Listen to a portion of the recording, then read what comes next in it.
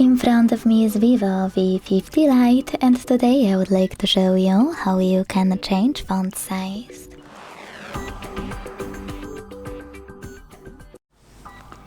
Begin by opening Devices Settings.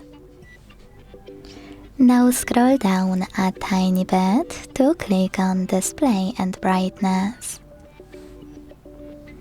Following that, scroll down again, this time to select Font and Display Size, and operate this slider under Font Size to adjust it.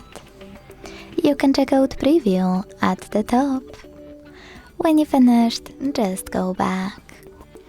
As you can see, after that, size of my font has changed.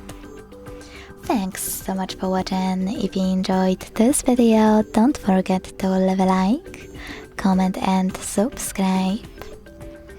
Bye!